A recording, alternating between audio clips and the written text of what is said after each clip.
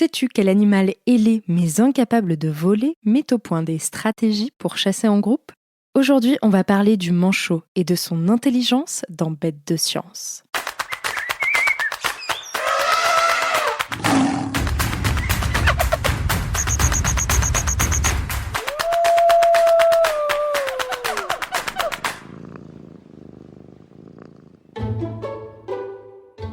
Il tient tête au blizzard et affronte sans broncher les océans déchaînés. Le manchot est un drôle d'animal. Avec son long bec, ses plumes très courtes aux airs d'écailles, son corps dodu posé sur deux courtes pattes, il semble à mi-chemin entre l'oiseau et le poisson. C'est pourtant bien un oiseau qui ne vole pas. Mais qu'à cela ne tienne, privé de pirouettes aériennes, le manchot virevolte dans les mers. Et il y est comme un poisson dans l'eau. Ses petites ailes inaptes au vol sont absolument parfaites pour nager. À vrai dire, elles ressemblent même à des nageoires. Cet animal grégaire et social aime la compagnie de ses congénères et vit dans de grandes colonies appelées manchotières. Et levons tout de suite le doute. Non, le manchot n'est pas un pingouin. Le pingouin vole, vit dans l'hémisphère nord et appartient à la famille des alcidés, alors que le manchot est un spéniciforme que l'on retrouve dans les régions marines de l'hémisphère sud, en Antarctique, en Nouvelle-Zélande, en Afrique ou encore au Pérou. Et oui, contrairement à l'image que l'on s'en fait d'habitude, le manchot n'habite pas exclusivement sur la banquise. Certains aiment se dorer la pilule sur des plages de sable fin baignées de soleil, tandis que d'autres prennent l'air sur les rochers sombres des îles Galapagos. Mais ne t'y trompe pas pour autant, notre petite bête n'a pas peur du grand sud. Dans le désert glacé de l'Antarctique, on peut voir sa petite silhouette, qui mesure entre 40 cm et plus d'1 mètre, se dandiner avec adresse. Les conditions de vie en Antarctique sont difficiles, l'environnement hostile. Mais on y retrouve pourtant plusieurs espèces de manchots, parmi lesquels le plus grand de tous, le célèbre manchot empereur. Car sous ses airs d'adorables petites peluches, le manchot est un as de la survie. En cas de tempête, par exemple, pas de quoi paniquer. Toute la colonie fait bloc. Serrés les uns contre les autres, les manchots se tiennent chauds tous ensemble. Ils se relaient même aux postes les plus pénibles pour que les oiseaux au bord du groupe, exposés au vent, puissent retrouver un peu de chaleur. Outre la solidarité de ses comparses, le manchot peut aussi compter sur son épais plumage, qui le protège des froids les plus extrêmes et lui permet de barboter dans les eaux les plus glaciales. Et c'est bien pratique pour se remplir la panse, car notre petite bête fait son marché dans les mers. Il se nourrit de poissons, de calamars, de mollusques ou encore de krill, une sorte de petite crevette. Pour cela, il possède un talent extraordinaire. Le manchot est en effet capable de conserver des poissons entiers dans son estomac sans les digérer pendant plusieurs jours. C'est ainsi que les petits du manchot, les poussins, qui naissent au cœur des rudesses de l'hiver, sont nourris par leurs parents. À tour de rôle, ils partent pêcher avant de régurgiter des poissons entiers pour nourrir leur progéniture. Mais bien souvent, le poisson vient à manquer, car le réchauffement climatique dû aux activités humaines impacte de plein fouet l'habitat du manchot. Les glaciers reculent, les eaux de la planète sont moins peuplées en poissons et en krill, les populations de manchots diminuent et sont menacées de disparition.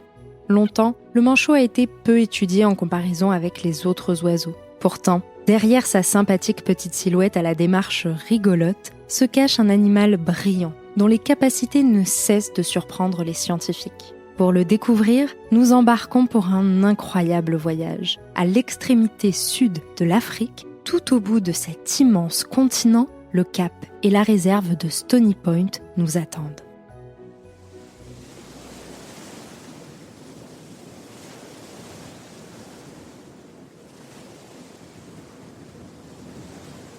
Nous voici loin des étendues immaculées et des températures négatives de l'Antarctique. Ici, au Cap, en Afrique du Sud, au cœur de la réserve de Stony Point, le ciel et les eaux de la baie de Pettit resplendissent du même azur. Il fait bon, et sur les plages rocailleuses, on peut admirer l'entrelac de fleurs, d'algues et d'herbes folles que le vent balaie sans relâche. Et puis soudain, le voici. Il arrive en se dandinant du haut de ses 60 cm. Son torse blanc est parsemé de taches noires qui dessinent un motif unique. Elles sont apparues lorsqu'il avait entre 3 et 5 mois et demeureront les mêmes jusqu'à la fin de sa vie. Au-dessus de ses yeux, tu peux apercevoir 2 taches, roses cette fois-ci. Ce sont des glandes qui deviennent de plus en plus roses à mesure qu'il se réchauffe. Il a un petit bec noir et un air satisfait absolument adorable lorsqu'il ferme les yeux. Le manchot du Cap est vraiment le plus mignon de tous. Spheniscus demersus, c'est son nom latin, est endémique des côtes africaines. On ne le trouve nulle part ailleurs sur le globe. Et les études sur ses aptitudes sont nombreuses. Il est capable de reconnaître ses congénères à leurs cris, de filtrer les sons dans un environnement extrêmement bruyant pour sélectionner ceux qui l'intéressent, capacité dont nous, humains, savons également faire preuve, ou encore de suivre le regard d'un camarade. Et c'est bien précieux pour détecter un prédateur. Mais l'équipe d'Alistair McInnes nous attend aujourd'hui pour percer un autre mystère. Ce chercheur connaît bien le manchot du Cap. Il travaille à l'université de Cape Town et est spécialiste de l'étude des oiseaux menacés.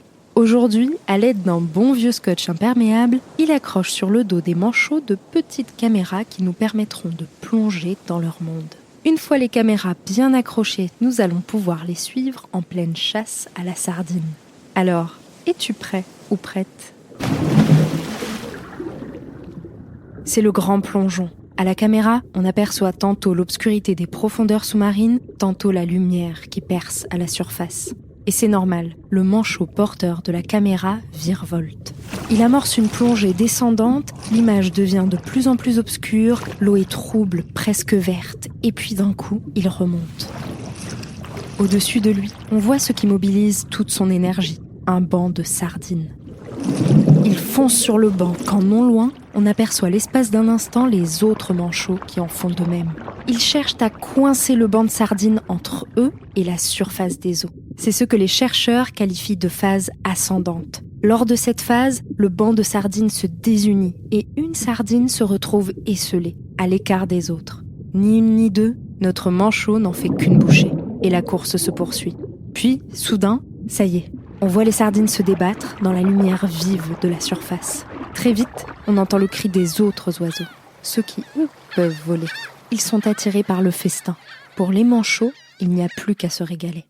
Lors de cette étude, les chercheurs ont analysé plus de 800 minutes de vidéos de chasse sous-marine, soit des centaines de scènes comme celle-ci. Et ils ont ainsi filmé les manchots du Cap chassant en groupe. Cette technique requiert de se coordonner avec ses camarades, de réagir rapidement en cas de changement de situation, d'anticiper le mouvement des poissons. Bref, la chasse en groupe est une prouesse en termes d'intelligence. Tu le sais d'autant mieux si tu as écouté notre épisode sur la sardine, qui est plutôt maligne elle aussi. Mais ce n'est pas tout. Les chercheurs se sont aperçus que les manchots mettaient en place différents types de stratégies pour attraper des poissons seuls, isolés, ayant échappé à la protection de leur banc, ou pour parvenir à les pêcher même lorsqu'ils sont groupés. Autre point, et peut-être le plus important, lorsque le manchot chasse avec ses congénères, sa pêche est plus fructueuse. Cette coopération est donc efficace. Incroyable, n'est-ce pas ? Cela dit, les chercheurs se sont par ailleurs aperçus que les manchots chassaient moins en groupe qu'avant, lorsque les populations de manchots étaient à un niveau normal. La baisse du nombre d'individus a donc un impact sur leur organisation sociale. Les sardines et les anchois, si précieux pour le manchot, sont directement menacés par la surpêche et par le changement climatique. Et leur diminution frappe de plein fouet les populations de manchots. Depuis le début du XXe siècle, elles ont ainsi diminué de 90%. Ainsi, l'équipe d'Alistair McInnes conclut cette étude passionnante en nous invitant à protéger le manchot du Cap. Et pour ce faire, insiste-t-il, il faut préserver la faune et la flore, protéger la biodiversité, sauvegarder son lieu de vie. Allez, on récapitule.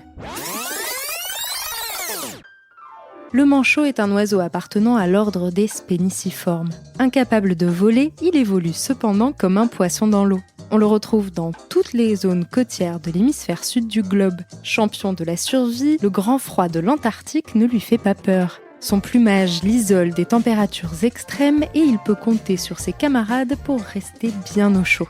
Sous ses airs de peluche mignonne, le manchot est un animal menacé. Étonnant, capable de reconnaître ses congénères à leurs cris, de filtrer les sons en fonction de leur importance ou encore de mettre en place des stratégies de chasse groupées et efficaces, il surprend chaque jour un peu plus les scientifiques qui le protègent et l'étudient. Alors, pas si bête le manchot. C'est la fin de cet épisode de Bêtes de Science. Si ce podcast te plaît, tu peux en parler à tes amis pour qu'ils le découvrent aussi. Et t'abonner pour en apprendre toujours plus sur l'intelligence fascinante des animaux. Merci à vous qui nous laissez des messages sur Apple Podcast ou Podcast Addict. Vos compliments nous font chaud au cœur et nous gardons une liste de tous vos animaux préférés pour de futurs épisodes. À bientôt, jeune aventurière et jeune aventurier.